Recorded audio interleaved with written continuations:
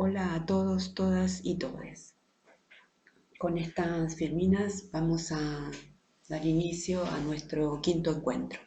Hoy vamos a hablar sobre ética, vamos a seguir dialogando sobre ética, sobre algunos conceptos y problemas, dando continuidad al encuentro anterior en el que habíamos dialogado sobre la complejidad del etos y sobre los niveles de reflexión ética. Entonces, los propósitos de este quinto encuentro, más o menos como para tener una idea, van a girar en torno a identificar la congenialidad entre filosofía, educación, ética y política. Vamos a intentar estudiar algunas perspectivas éticas, no todas, como les había avisado anteriormente, y vamos a tratar de distinguir entre aquellas éticas deontológicas y las que son de corte teleológicas, es decir, entre deontologías y teleologías.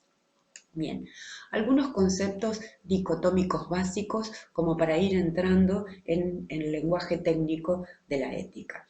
Como ustedes deben saber, cuando hablamos de moral, siempre estamos haciendo referencias a lo bueno, a lo obligatorio, en contraposición a lo malo o a lo que tiene que ver más con la libertad de hacer, ¿sí? Entonces, básicamente, cuando hablamos de cuestiones éticas, los conceptos que van a rondar ahí en torno a eso tienen que ver con la categoría de lo bueno y de lo obligatorio, es decir, ya no tan identificado aún con el derecho y la obligación, pero de algún modo a lo largo de la historia de la filosofía se detecta que lo bueno tiene mucho que ver con la obligación, ¿sí?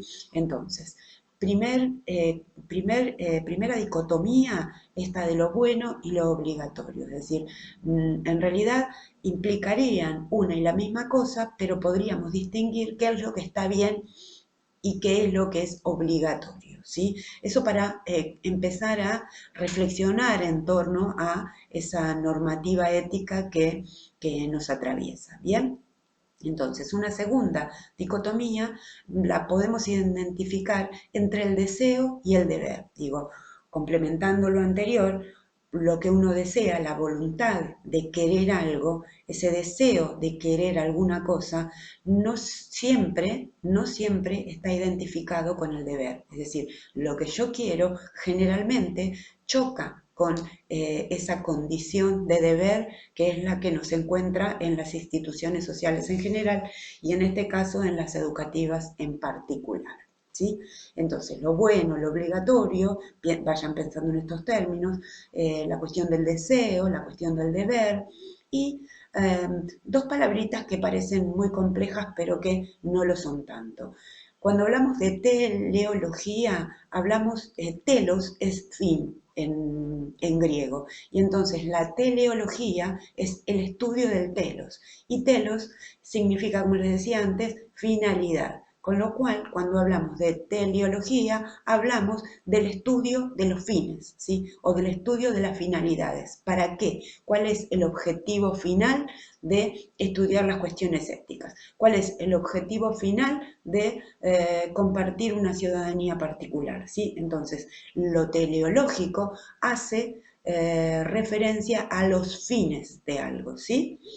Versus lo deontológico, ¿sí? Lo deontológico o la deontología va a estudiar aquellas cuestiones que tienen que ver con el deber.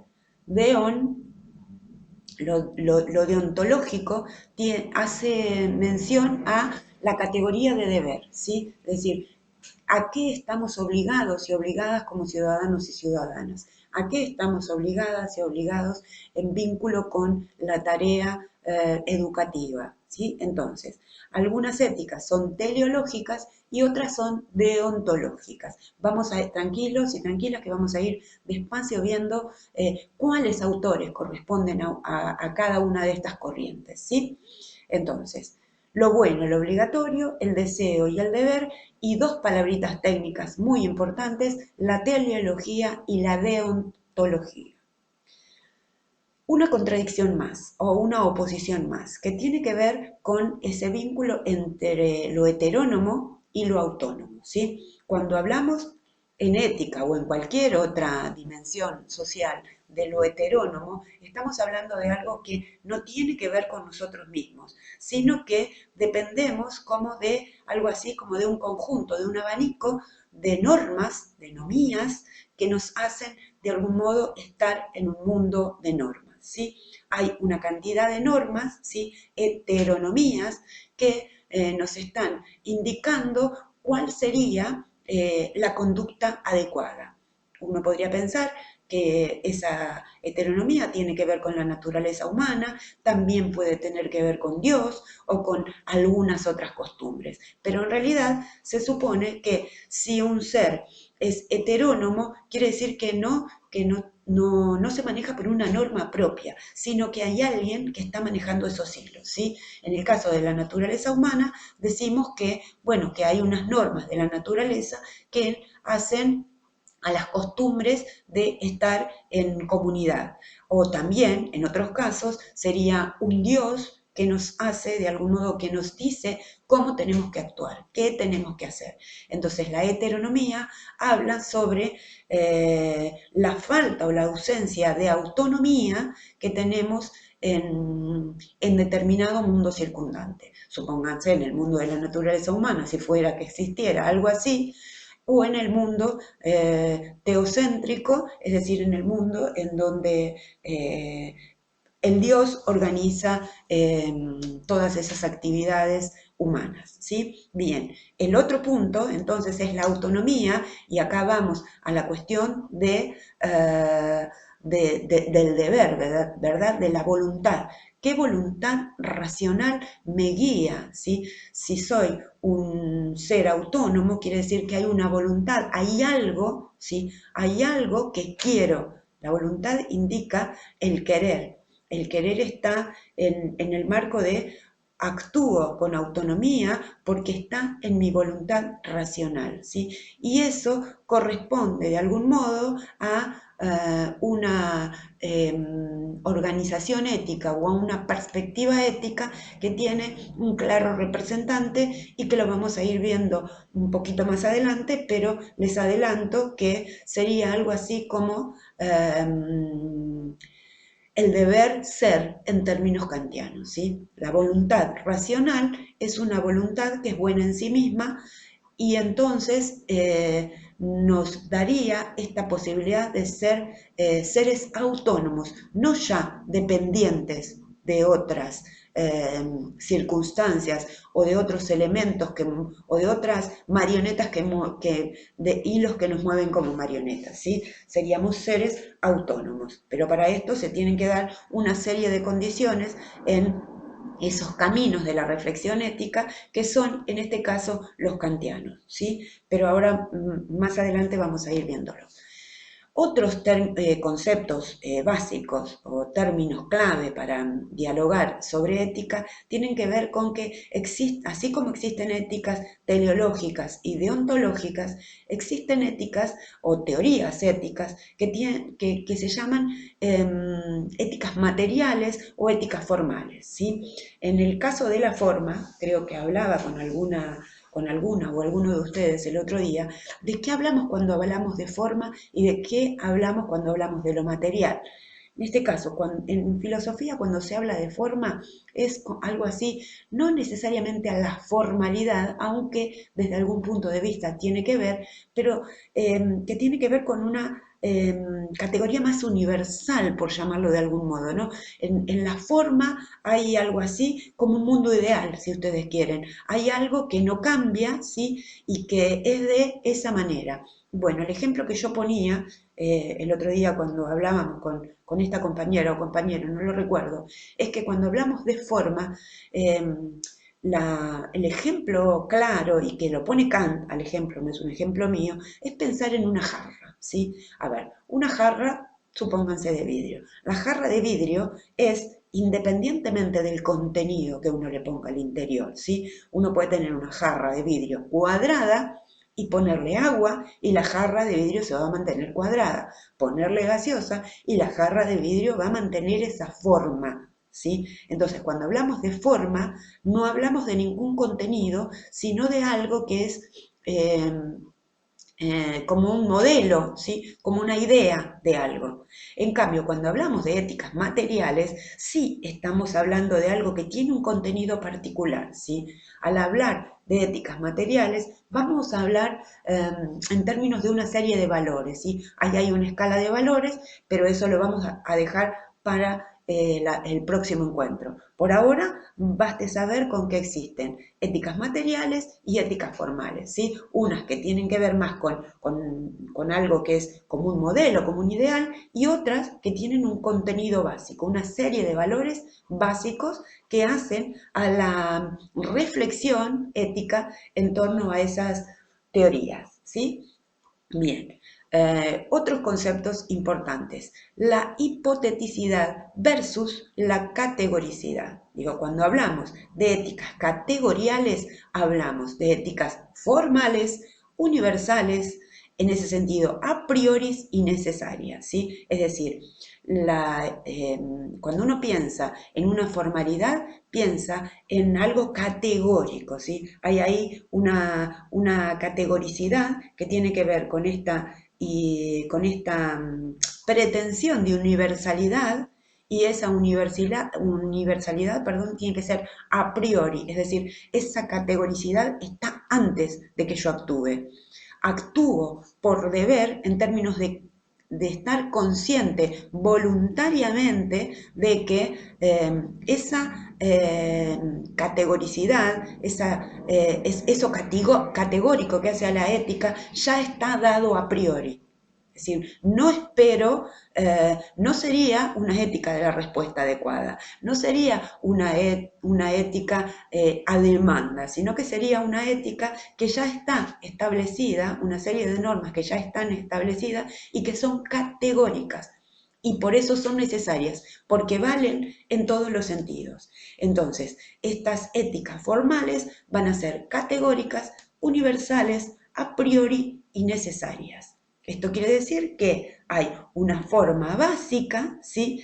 que le da, una perspectiva categórica. ¿Y por qué se la da? Y porque es universal, porque no puede ser de otra manera y porque está planteada a priori, ¿sí? No hay, hay algo que tenga que ver con la experiencia, si se quiere, pero una experiencia a priori, es decir, las normas ya están categorizadas de antemano. En cambio, desde la perspectiva de lo hipotético, hablamos de que existe algo contingente, hay algo que está pasando en este momento y necesito orientarme respecto de cómo obrar en ese sentido. Y entonces, en este sentido, hablamos de algo a posteriori, es decir, no hay una norma a priori, sino que es un problema contingente que lo tengo que resolver, aunque esa resolución pueda darse a posteriori. Es decir, está condicionado al fin, ¿sí? Está condicionado a lo material. Y si ustedes quieren, ahí tenemos al lado de lo material y lo formal. Las éticas materiales son hipotéticas y las éticas formales son categóricas. ¿Bien? Una más y ya vamos a ver si podemos adentrarnos en algo más laxo para distendernos un poco. Hay una palabra clave en cuestión ética que tiene que ver con la virtud, ¿sí? Con el cultivo de la virtud. Y ahí luego más adelante vamos a distinguir entre la virtud, el valor, ¿sí? O las reglas de normas, ¿sí? Hay, uno tendría a pensar que la virtud y los valores son una cuestión de ejercicio práctico, de ejercicio cotidiano, mientras que las reglas de normas están planteadas a priori en algo así como en un catálogo de normas, ¿sí? Bien, entonces lo bueno y lo obligatorio, el deseo y el deber, la teleología versus la deontología, la heteronomía versus la autonomía, lo material versus lo formal, lo hipotético, que tiene que ver con lo material, y lo categórico, que tiene que ver con lo formal, ¿sí? Y hablamos de virtudes y también podemos hablar de reglas, de normas, es decir, de deberes planteados en el campo de la normativa. ¿Bien? Hay hasta ahí unos conceptos dicotómicos básicos para iniciar este diálogo entonces con algunos de los autores. Bien, hablábamos antes de esta necesidad de hablar de ese nacimiento conjunto, de esa generación conjunta que existe entre la filosofía, la educación, la política y la ética. Lo vamos a ver mejor en el próximo encuentro, pero necesitaba plantear esta idea porque es como que nos cuesta diferenciar un nacimiento, nos cuesta identificar uno de estos campos por sí solo. La filosofía nace con la educación, ¿sí? Y la educación nace en función de organizar, de una organización política específica. Y obviamente, si necesitamos organizar una política específica, tiene que haber un trasfondo ético porque no existirían las relaciones interpersonales sin unas normas precisas que indiquen cómo conducirnos en esa comunidad, es decir, cómo tenemos que actuar en esa comunidad. Entonces, de algún modo uno podría pensar que es el nacimiento de la filosofía práctica, ¿sí?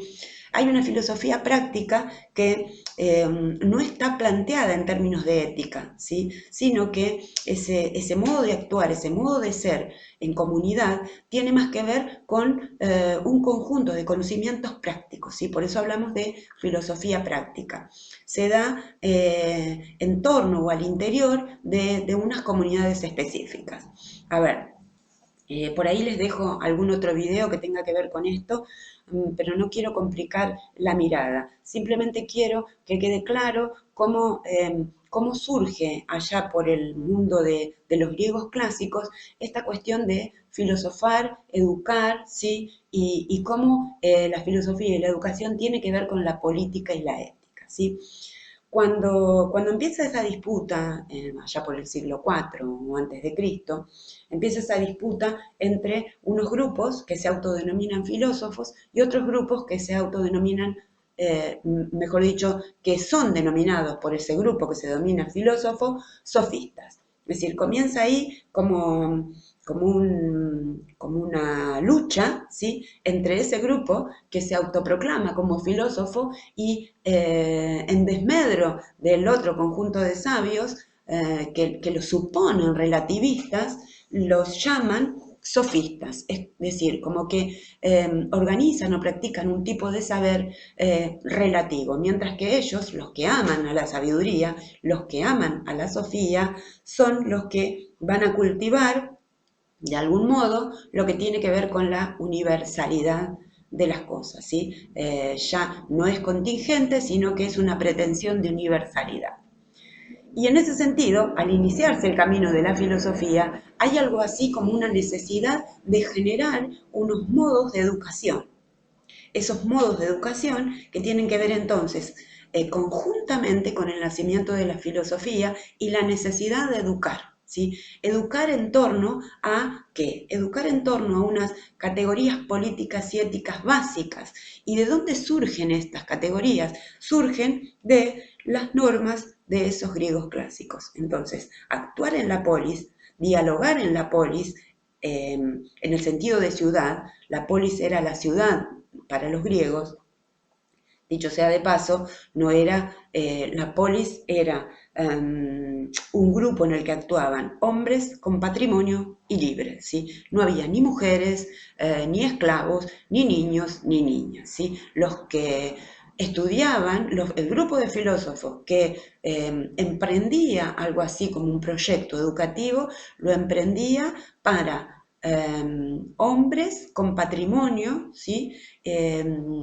Y que fuesen, que no fuesen extranjeros, tenían que ser miembros de esa polis, ¿sí? Miembros de esa ciudad.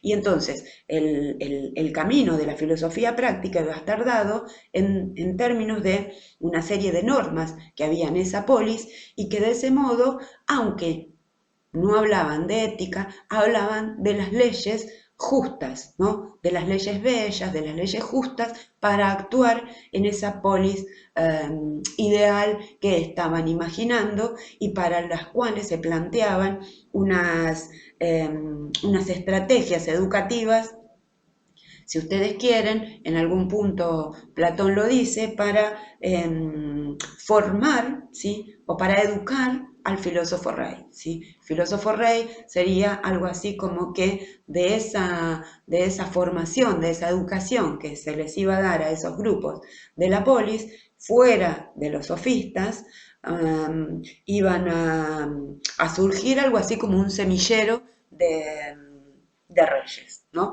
O de políticos, si ustedes quieren. Entonces, es en esa época, siglo IV antes de Cristo, lo vamos a ver mejor en el encuentro próximo, tiene que ver con este nacimiento entonces de la filosofía práctica. Hay entonces algo así como un intelectualismo moral.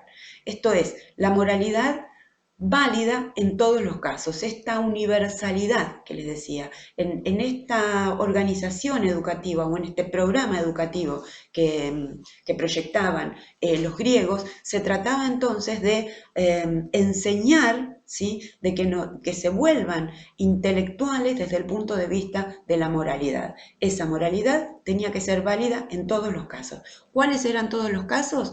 Los casos de esos grupos que actuaban en política, hombres libres con patrimonio. ¿Sí? Bien, entonces de ese modo se trataba algo así como de promover un intelectualismo moral. En el actuar, es decir, la moralidad es algo así como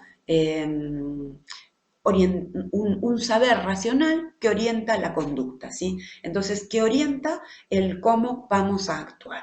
Entonces, el actuar moral está enmarcado en el respeto a las leyes de la ciudad. Como les decía antes, el respeto a las leyes de la polis, ¿sí? Y en ese sentido, por eso insisto en esta necesidad de tener claro que la filosofía, la educación, la política y la ética nacen juntas, ¿sí? Están en términos occidentales, obviamente, no tengan en cuenta esto, estamos hablando de la filosofía oficial, de aquella historia de la filosofía que hace a la arquitectura moderna de la filosofía, ¿no? Es una filosofía que nace entre estos grupos de la Atenas clásica y que debe haber habido miles de otros grupos practicando otros tipos de ética, entre los orientales, entre los hindúes, entre los chinos, no sé, entre un montón de gente, pero nosotros estamos algo así como pensando, aunque luego podemos criticarlo, estamos pensando en cómo surge esta congeneridad en ese mundo clásico que es el que de algún modo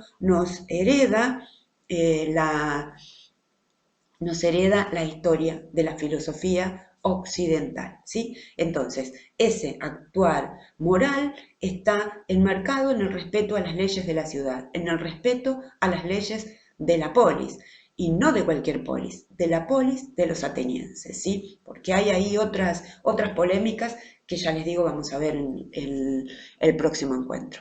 Entonces, tenemos nacimiento de la filosofía práctica, que está básicamente radicada en la capacitación, en la formación de un intelectualismo moral, ¿sí? Una moralidad que valga en todos los casos, un actuar moral que está enmarcado en el respeto a las leyes de la polis y un obrar bien. Esta es otra categoría o otro tecnicismo en términos éticos y que nos habla del obrar bien, del actuar bien, ¿sí? Del orientar una conducta para el bien. Y entonces otra vez resurge esta necesidad de educar, ¿no? Hay una continuidad básica entre saber y virtud.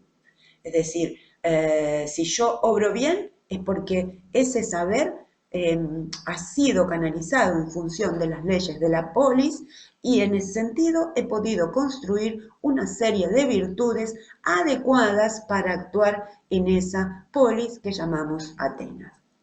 Obrar bien, recuerden que anteriormente les hablaba de la categoría de bien, y las prohibiciones, ¿sí? Obrar mal, ¿sí? Lo que está prohibido es en algún punto algo que viene posterior. Para estos griegos clásicos, obrar bien tiene que ver con el acceso al saber y al cultivo de la virtud. En cambio, ¿quién obra mal? El ignorante, el que no ha sido capacitado en términos de saber, o el grupo de relativistas, que son los llamados sofistas, ¿sí? Que no tienen que, a ver, hay un filósofo, un sofista, perdón, muy importante entre los griegos clásicos, tan importante que varios de estos filósofos le han dedicado algunas de sus obras, y entre esos filósofos importantes, Platón le dedica uno de sus diálogos a Protágoras, ¿sí? Protágoras era un sabio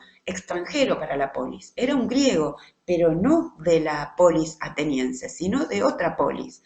Y en ese sentido, para este grupo de griegos de la polis, era algo así como un extraño Protágoras. Entonces era un sofista. ¿Y por qué era relativista? Y bueno, la frase célebre de Protágoras es que el hombre es la medida de todas las cosas. Es decir, que no se obra bien en función de la polis, sino que se obra bien, supongamos, para Protágoras, en el caso en el que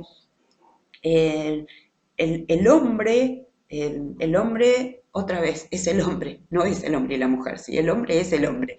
El, el hombre con patrimonio y libre. Ese hombre con patrimonio y libre, relativista, desde el punto de vista de Protágoras, es el que obra midiendo su bienestar, ¿sí? Entonces, obrar bien es para los griegos atenienses, es el cultivo de la virtud, ¿sí? Cultivan la virtud, aprenden, saben, conocen la virtud. ¿Quién obra mal? Los que ignoran esas virtudes, los que no han tenido una capacitación, una formación en torno a esas virtudes, y además aquellas personas que, aunque hayan podido cultivar su intelectualismo, lo han hecho desde un punto de vista relativista, y entonces cualquier norma hace al caso de su accionar, mientras que ellos consideran que las normas adecuadas son las normas de la polis ateniense, ¿sí? Entonces, obra bien el que sabe, obra mal el ignorante. Entonces, como les decía antes, acá hay un surgimiento de la educación ética basado en torno a la política, a la divinidad y a las leyes. Las leyes son las leyes de la polis ateniense. La política tiene que ver con esta participación de ciudadanos de esa polis. ¿Y por qué la divinidad? Y porque de algún modo estos griegos clásicos están en algún punto de vista orientados por la divinidad, por los dioses, ¿sí? Hay muchos dioses dando vueltas en esta polis ateniense. Es más, cuando Sócrates sale a predicar, y esto lo cuenta obviamente Platón en sus diálogos, el mandato que le llega a Sócrates es un mandato de los dioses. Sócrates era hijo de una partera, ¿sí? Y entonces su oficio era dar a luz, es decir, algo así como la mayéutica, ¿sí? Entonces la mamá de Sócrates se ocupaba de las cuestiones mayéuticas y su papá era constructor o algo por el estilo, entonces él pensaba que entre ambos, entre el padre y la madre, le habían dado esta impronta o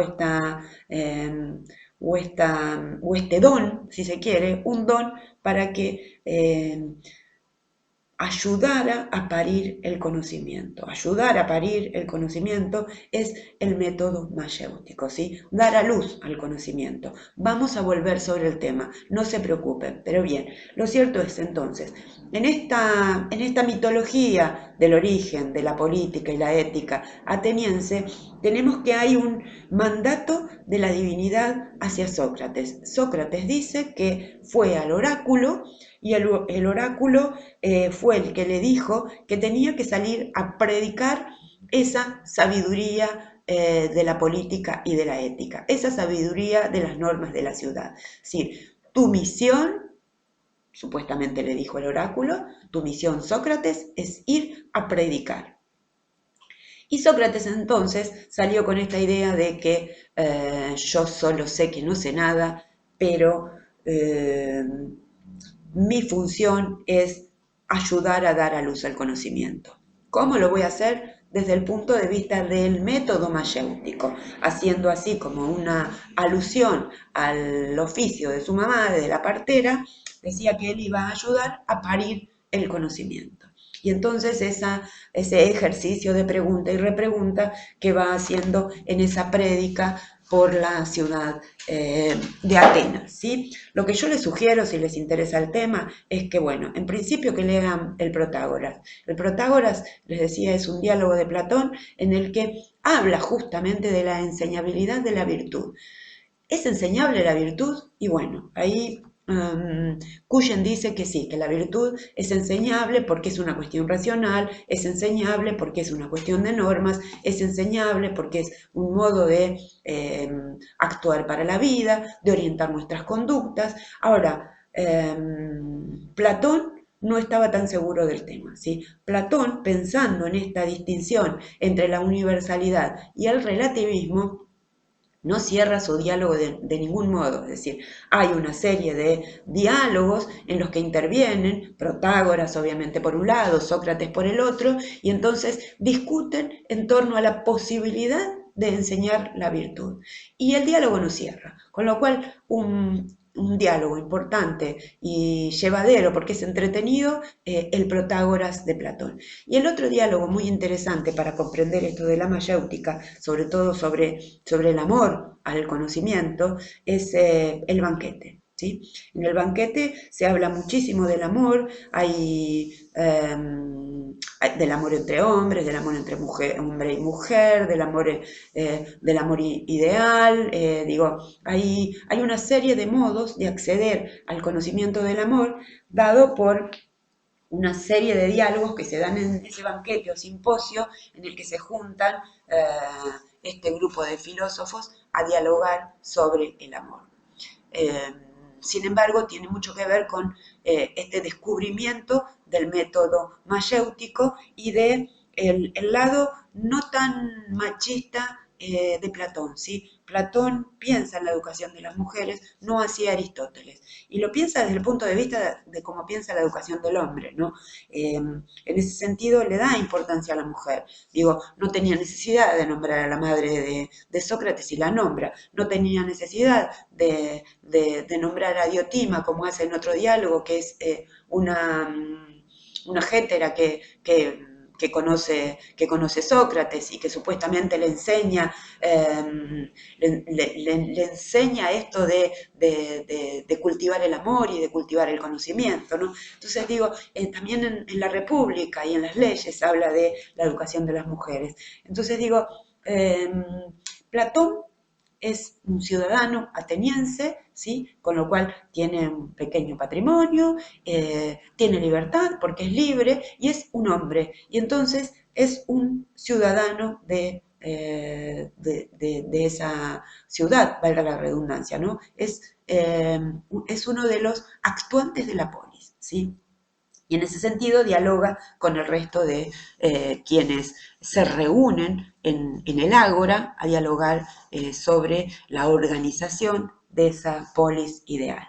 Pero entonces digo, Platón no se niega a la educación de las mujeres o no denigra a las mujeres como lo va a hacer posteriormente su discípulo Aristóteles. Pero bueno, estamos hasta ahí, entonces nace la filosofía práctica en torno a esta congenialidad entre filosofía, educación, política y ética, ¿sí?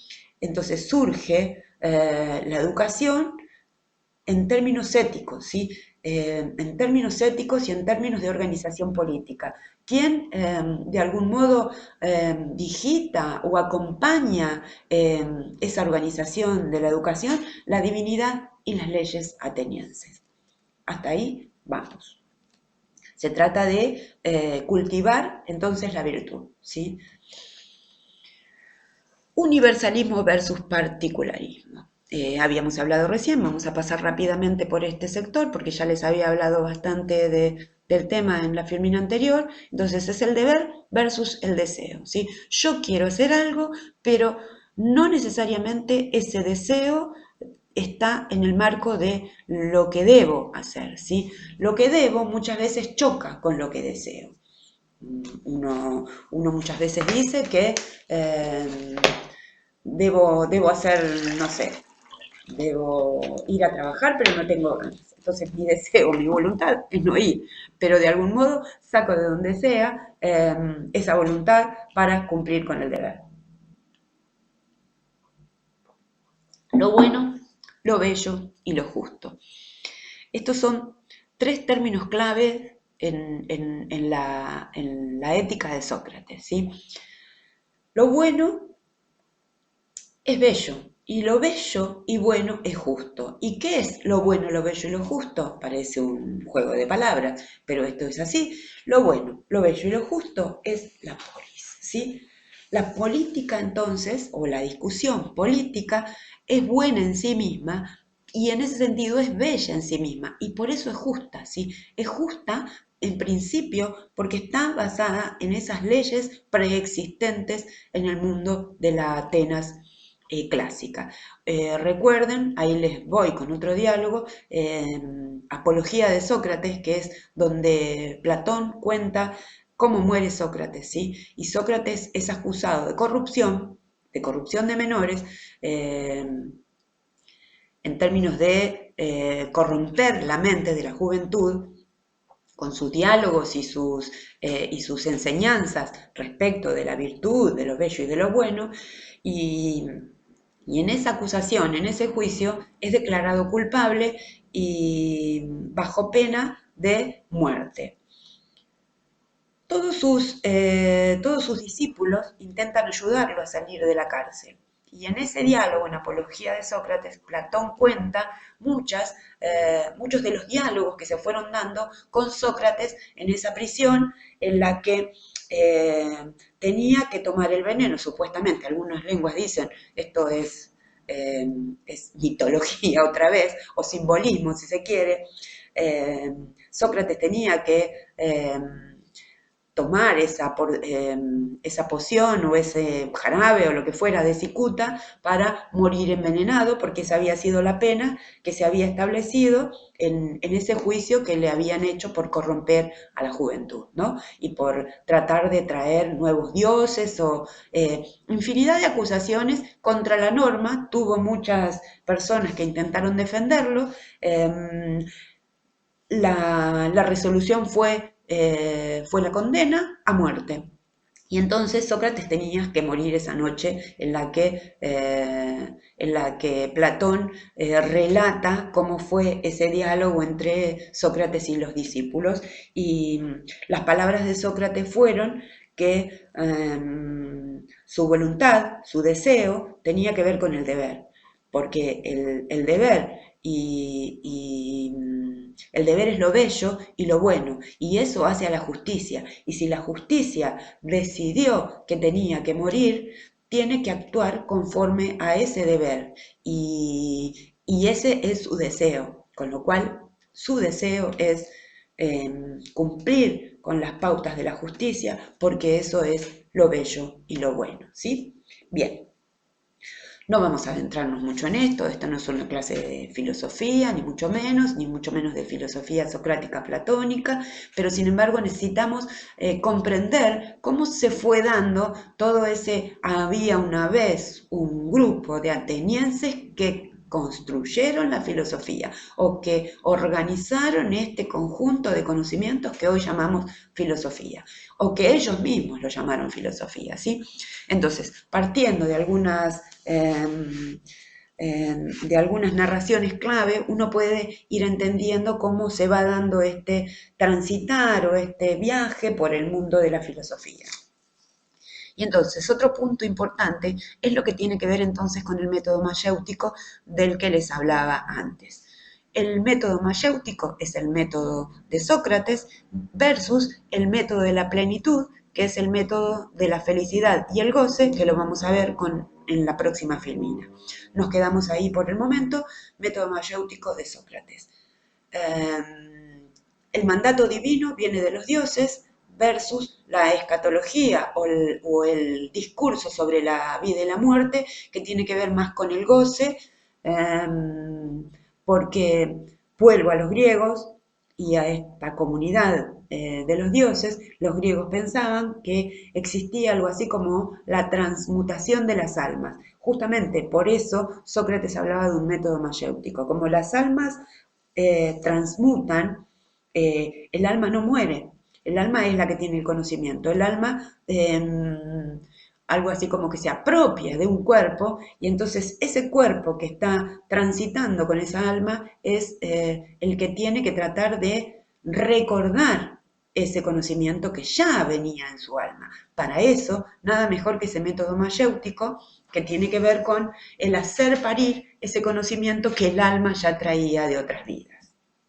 Bien, se dice que bueno, que hay algo así como una purga o como una que tiene que ver con esto de la pregunta y la repregunta, del preguntar, repreguntar y tratar de ir hilvanando una serie de conocimientos hasta llegar a una definición posible, y eso tiene que ver entonces con la aplicación del método mayéutico, ¿sí? Que en algunos puntos puede llegar a parecer odioso porque hay, el método es violento, ¿sí? Es violento porque uno a veces pone palos en la rueda para que la otra persona pueda parir ese conocimiento, ¿sí? Tal y como lo dice.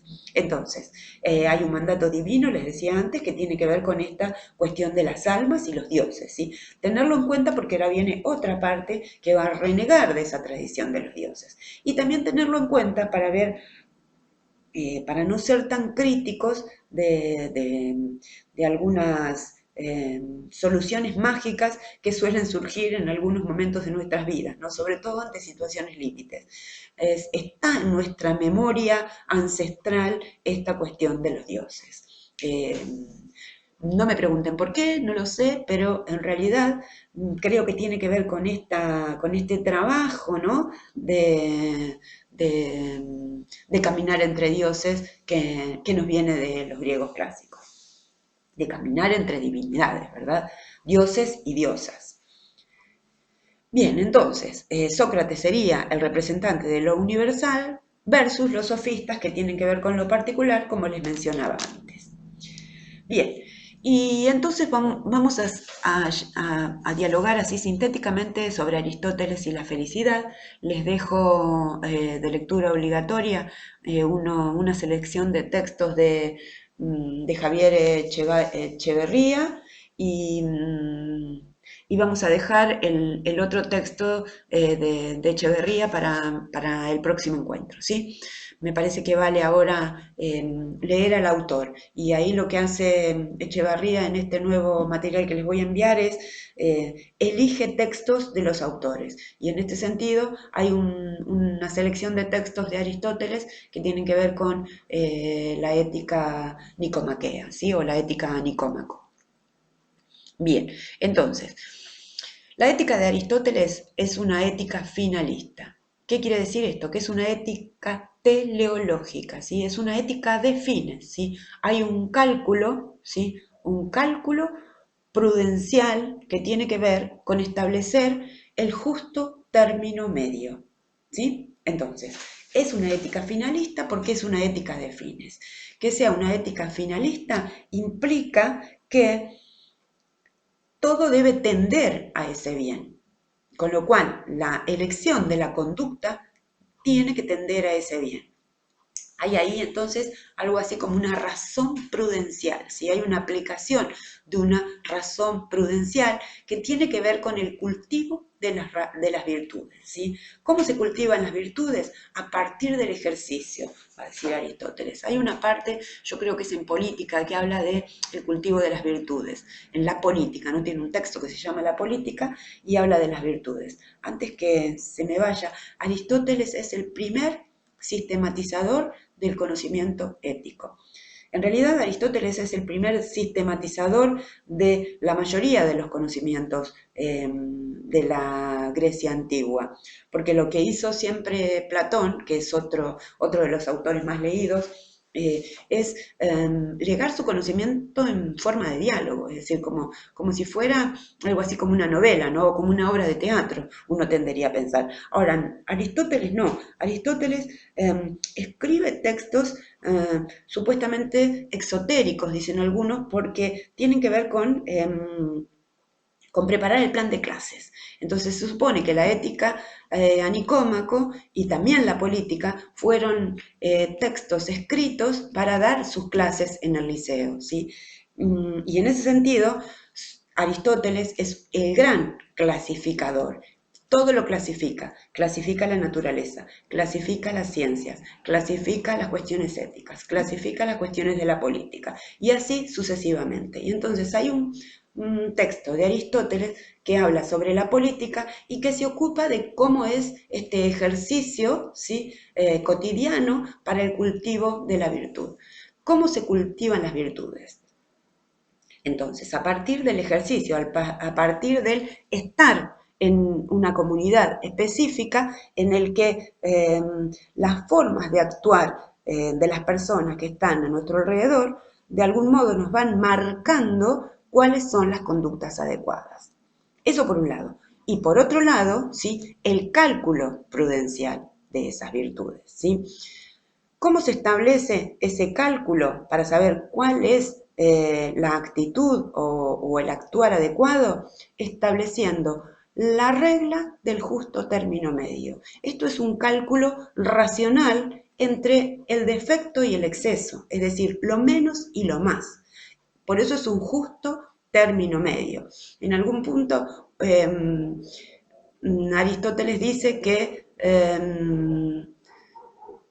estas virtudes que tienen que ver con la ética son unas virtudes prácticas, obviamente, no son unas virtudes teóricas. Y entonces pone el ejemplo así como ni cobarde, ¿sí? Ni cobarde, ni agresivo, sino valiente. Es la única que recuerdo, pero hay una serie de cuestiones más. Ustedes dicen ni alto ni bajo, mediano, supónganse, ¿no? Entonces eso es establecer la regla del justo término medio. Ni malo ni buenudo, bueno, supongamos. ¿Sí? Entonces, ¿cómo llegamos a establecer ese cálculo racional entre el defecto y el exceso para alcanzar la felicidad? Bien, la felicidad de la sabiduría práctica se va a dar entonces en el cultivo de las virtudes éticas, ¿sí? Pero el punto culminante de la felicidad del hombre, dice Aristóteles, se da en términos del cultivo de la virtud dianoética, es decir, del cultivo de la virtud intelectual. Con lo cual, imagínense que es algo así como un ocio productivo, ¿sí? Porque se trata de poder estar cultivando esa virtud intelectual como el punto culmine de la felicidad. El hombre más feliz es el que cultiva la virtud intelectual, va a decir Aristóteles. El resto de las virtudes más prácticas están cultivadas en función del establecimiento de esa regla del justo término medio, ¿sí? Entonces, hay virtudes que son éticas, que son de la filosofía práctica, y hay virtudes que son intelectuales o dianoéticas y que tienen que ver con el cultivo de una sabiduría plena. De algún modo, el hombre pleno, el hombre que alcanza felicidad, para Aristóteles va a ser el que aplica ese cálculo racional entre el defecto y el exceso. ¿Sí? Les invito a leer el texto y en todo caso el sábado dialogamos un poco más sobre este tema. No me quiero detener más, pero hay otro autor del mundo antiguo que está ahí, es contemporáneo de Aristóteles, supongamos. Aristóteles, pero sin embargo funda su escuela posterior a la de Aristóteles. Aristóteles había sido el profesor del hijo de Filipo el Grande, es decir, de Alejandro Magno. Y entonces supuestamente Alejandro fue quien le permitió fundar una escuela en una de sus tierras, y ahí fue donde Aristóteles crea su escuela que llama el Liceo. Ahora bien, esto es, uno tendería a pensar que es algo así como el último griego, ¿no? El último ateniense, por llamarlo de algún modo, o el último de estos griegos. En el caso de Epicuro, Epicuro actúa en un mundo, si ustedes quieren, más globalizados, porque ya era el mundo gobernado por Alejandro Magno, ¿sí? Y entonces eso era algo así como una globalización de culturas. Y entonces la teorización de Epicuro a lo mejor busca una plenitud que tenga mucho más que ver con el placer, ¿sí? No tanto con la felicidad, porque va a decir, todo el mundo quiere la felicidad, o quién no quiere la felicidad. ¿Por qué la felicidad tendría que ver con el cultivo de las virtudes éticas o de las virtudes intelectuales, va a decir Epicuro, ¿no? Entonces, no, el cálculo del placer es el que me va a llevar a la felicidad, va a decir Epicuro, ¿no? Entonces, la ética de Epicuro también es una ética teleológica. Su cálculo racional se va a dar entre el dolor y el placer, es decir, minimizar el dolor para maximizar el placer sería la regla o el cálculo inteligente del placer al que apuesta Epicuro. Y también hablamos de una ética de ejercicio, es una ética de ejercicio desde un punto de vista más pluralista. ¿Por qué Epicuro es más pluralista? Y bueno, en un punto recuerden que estamos dialogando en torno, otra vez, ¿no? Con la historia de la filosofía oficial. Estamos dialogando en torno a un actor del mundo de la filosofía que establece su escuela en un jardín, ¿sí? ¿Y por qué en un jardín? Y bien, porque había tanta gente, primero había mucha gente que participaba en sus encuentros o en su escuela llamada el jardín, y, y, y a su escuela, recuerden, era una escuela de la era de Alejandro, ya no era la antigua polis griega, y entonces había varias lenguas que se conectaban en ese mundo de Alejandría, ¿no? Y, y en esas varias lenguas que se juntaban había varios personajes de la comunidad que se reunían en el jardín de Epicuro. Varios personajes podían ser mujeres, hombres, esclavos, reyes, filósofos, es decir, las puertas del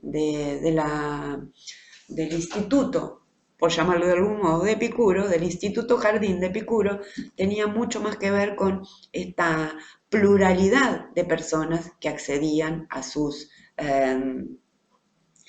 diálogos o a sus enseñanzas, ¿verdad? Ahora bien,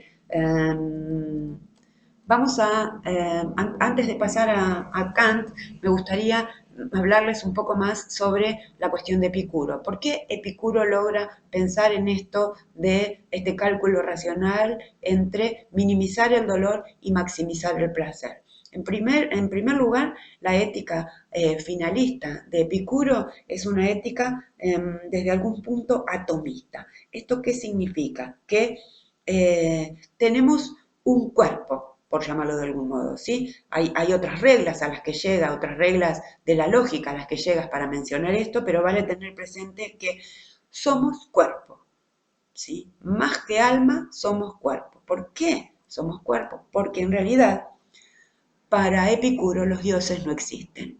Es decir, los dioses son un invento de las comunidades para dominar a aquellos espíritus débiles, ¿sí? Entonces, a partir del invento de estos dioses castigadores, ¿sí? A ver, o que nos brindan dones, o que nos dan auxilio, va a decir Epicuro, el cuerpo es lo más importante. Hay que cuidar el cuerpo porque el alma no existe. ¿Por qué no existe el alma? Y bien, porque los dioses en realidad no existen.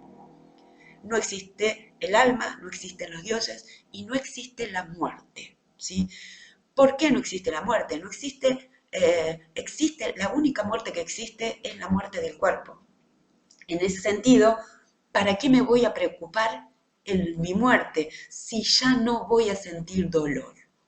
Si ya no va a haber un Dios que me castigue para otra vida. No existe otra vida, no existe un alma, no existe otra vida, no existe un Dios que me brinde una vida feliz después de mi muerte física. Entonces, ese cálculo racional entre el dolor y el placer, ese ejercicio de razón prudencial tiene que ver con la regla de minimizar el dolor, sentir menos dolor y maximizar el placer. El placer tiene que ver con la ataraxia, es decir, con alcanzar un punto culmine, ¿sí? Mm, del estar en paz, ¿sí? Entonces alcanzo esa ataraxia, ese punto máximo del estar en paz a partir de meditaciones específicas que van a hacer que vaya minimizando el dolor y maximizando el placer. Bien, entonces Epicuro es también, la ética de Epicuro es una ética finalista, es una ética teleológica, también actúa bajo los términos de una razón prudencial, también es una ética de ejercicio, este ejercicio de minimizar el dolor, maximizando el placer, para alcanzar esta condición de ataraxia o de paz infinita. ¿Sí? De esto nos habla el cálculo inteligente del placer. Yo no sé si hay algo de Epicuro, pero seguramente en el texto de Echeverría hay algo referido a Epicuro, porque siempre se lo toma en cuenta cuando uno habla de la felicidad, ¿no? Si primero Aristóteles hablando de que la felicidad es el bien supremo, la felicidad es el fin del hombre, y Epicuro que dice, no, todos los hombres, las mujeres, queremos ser felices. El punto es que la felicidad tiene que ser alcanzada acá, en la tierra. Si ustedes quieren, es una felicidad más material, ¿sí? ¿Cómo se logra esa felicidad? A partir de la aplicación de este cálculo inteligente para maximizar el placer. Dejamos a Epicuro y nos vamos a Kant y dialogamos el sábado un poco más con Kant si ustedes quieren, ¿sí? Kant y el deber, entonces. Kant se va a preguntar, ¿cómo obrar moralmente? Digo, ustedes recuerden, Kant, yo creo que les había hablado, pero si no, lo volvemos a dialogar. Kant, en realidad, es un filósofo de la modernidad que logra conciliar aquellas corrientes en pugna que se conocían como empirismo y racionalismo, ¿sí? El racionalista era Descartes y por poner un representante, y el otro representante que podíamos poner es Hume, ¿sí? Un inglés y un francés, pensándolo en términos actuales, ¿no? Entonces, corriente racionalista y corriente empirista. ¿Qué decían los racionalistas? Que conocemos a partir de la razón, únicamente a partir de la razón. ¿Y qué decían los empiristas? Y no. Discúlpeme, señor Descartes, pero nosotros sin experiencia pensamos que no se puede acceder al conocimiento. ¿Para qué quiero la razón? La razón por sí sola no me va a brindar un conocimiento y no lo voy a aumentar. No, no. Se aprende a partir de la experiencia y a la vez que voy teniendo cada vez más experiencias, por un proceso de asociación, puedo ir estableciendo otras categorías. Supóngase, yo conozco una montaña y después sé lo que es el oro y puedo establecer por esa regla de asociación que es una montaña de oro. Eso lo logré aprender a partir del acceso al conocimiento de la experiencia.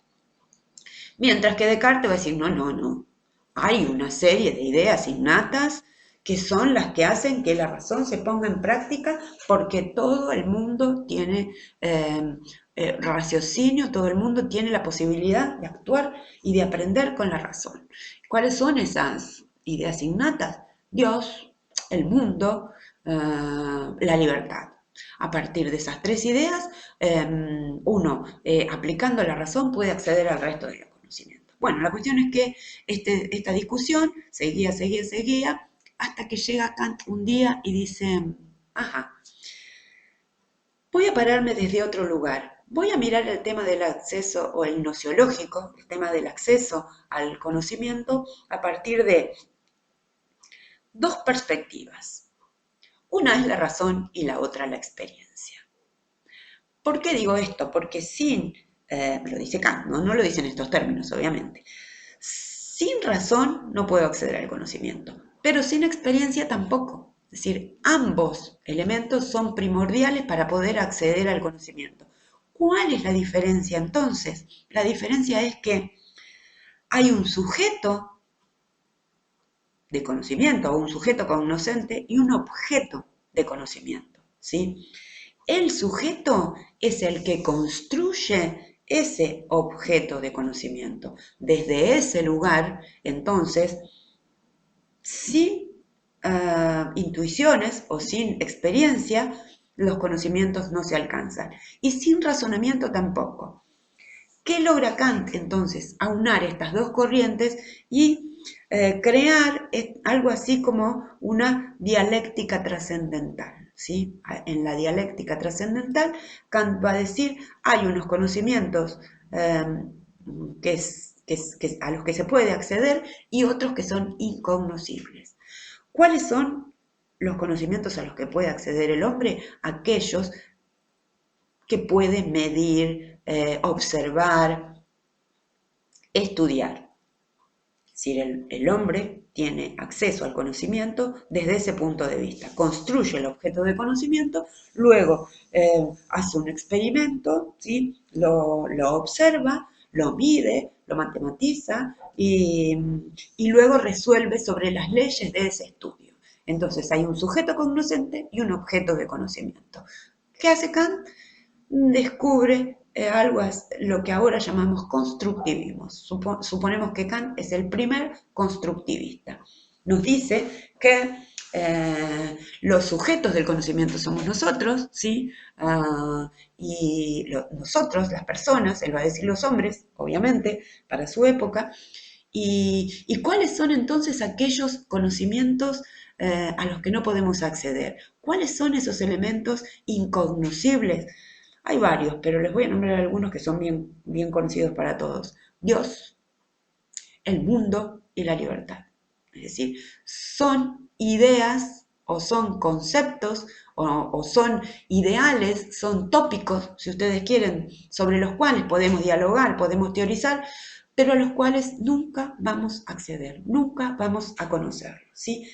Gran obra la de Kant, separa la filosofía definitivamente de la ciencia. Hasta ahí, bien con Kant, ¿sí?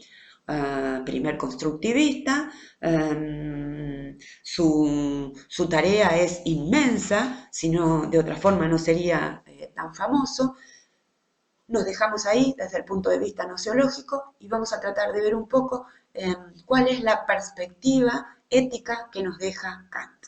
Entonces, a partir de esta teorización o de esta dialéctica trascendental y señalando que hay elementos incognoscibles para los seres humanos, para hablar de ética va a tener que aplicar esa misma distinción. ¿Sí? No puede poner a Dios, aunque Dios está en todos lados, si ustedes quieren, y viene de todos lados, ¿no?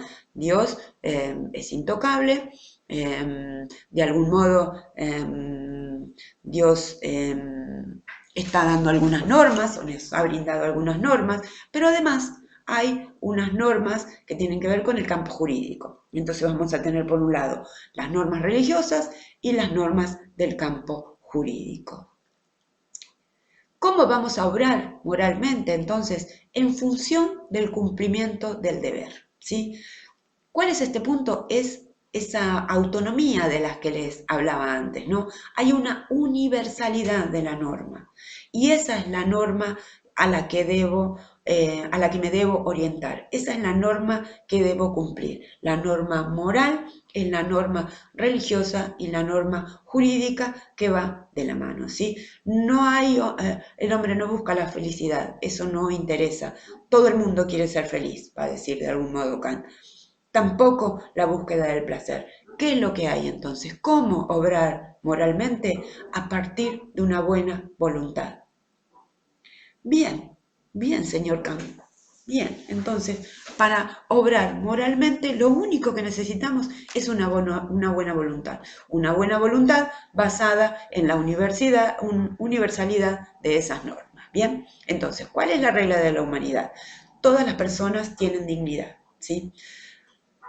Son fines en sí mismas, entonces tampoco podemos establecer un cálculo eficiente para alcanzar algún fin. No hay, eh, no hay finalidades, ¿sí? No hay reglas humanas que tengan que ver con fines, ¿sí?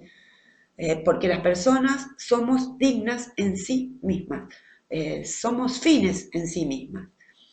Entonces, ¿qué va a plantear? Que para una buena voluntad lo que necesitamos es la regla de la autonomía.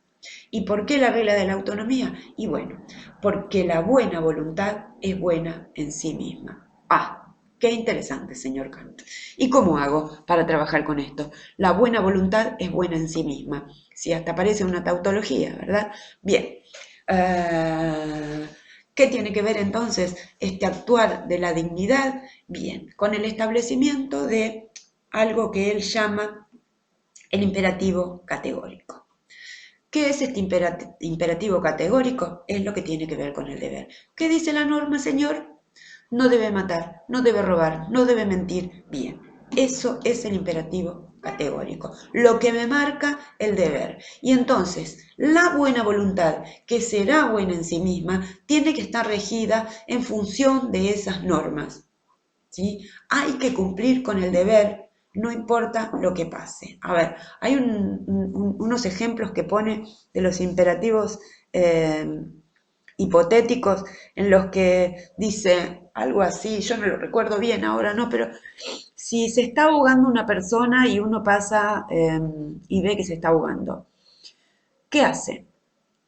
Y alguno tendría a pensar que uno puede mirar a ver quién se está ahogando, si es, no sé, a ver, pongamos un malo. No, no recuerdo ningún malo ahora, ¿no?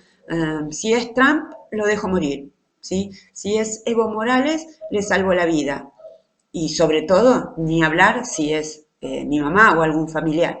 No, no, le va a decir Kant. Su deber, basado en la buena voluntad, que es buena en sí misma y está enmarcada en la norma, su deber es salvar a cualquiera de las personas que se esté ahogando. Chan, listo. Es como un círculo vicioso. Hay un deber y tengo cómo obro moralmente, entonces, ¿qué debo hacer?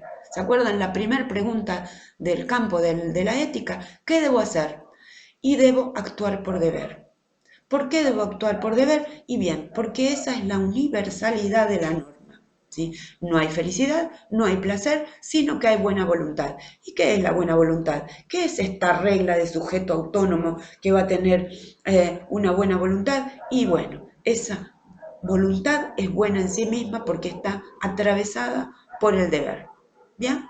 Cerramos acá porque por hoy es demasiado, ya venimos hablando de varios, podemos seguir dialogando con él, es más, otros autores van a tratar de reinventar, por decirlo de algún modo, la ética kantiana y entonces ahí vamos a tratar de darle una vuelta de rosca más a esta cuestión del deber. Lo importante es que comprendamos que actuar en función del deber no siempre es una regla justa. Las reglas, el deber ser, no necesariamente está enfocado a actuar con justicia. Y el ejemplo claro es las cuestiones del holocausto, es decir, el genocidio armenio, el genocidio judío, el genocidio argentino, bien, entre comillas genocidio, ¿no? Todavía no han, no han aceptado que pueda ser un genocidio, pero en realidad fue una persecución política en la que se mató por deber. Digo, ¿recuerdan cuando hablamos de las leyes de obediencia final? Y bien, esas leyes de obediencia y punto final, ¿Por qué? Porque los términos medios en el marco de los militares había ahí como unos bandos medios que eran los que mataban con sus propias manos, si ustedes quieren, ¿no? Y bueno, esas personas estaban actuando por deber. Bien, esto es así. Actuar por deber, no digo que esté mal, pero no siempre es una regla justa y por tanto necesita crítica. ¿Qué nos deja Kant? Ese imperativo categórico que me dice que debo actuar por deber. ¿Cómo obro moralmente? Actuando con mi buena voluntad en el marco del deber. Bien, dejamos a Kant. Acá lo dejamos. Sean felices y buenas, pero si no logran las dos cosas, sean felices. Bien, les voy a dejar una tarea extra esta semana que es descifrar, en base a lo que estuvimos dialogando antes, esta frase que les vengo dando o diciendo desde que empezamos con esta cursada, ¿no? Traten de comprenderla, traten de comprender desde qué lugar de la ética estoy hablando con esta frase, ¿sí? Sean felices, sean buenos y buenas, pero si no logran las dos cosas, sean felices, ¿sí? Y me parece que ahí vamos a poder iniciar esta comprensión de cuál es el lugar de la ética en la formación docente y, por supuesto, en cualquier otra profesión. Bien, nos vemos el sábado. Les mando el link de la reunión Zoom.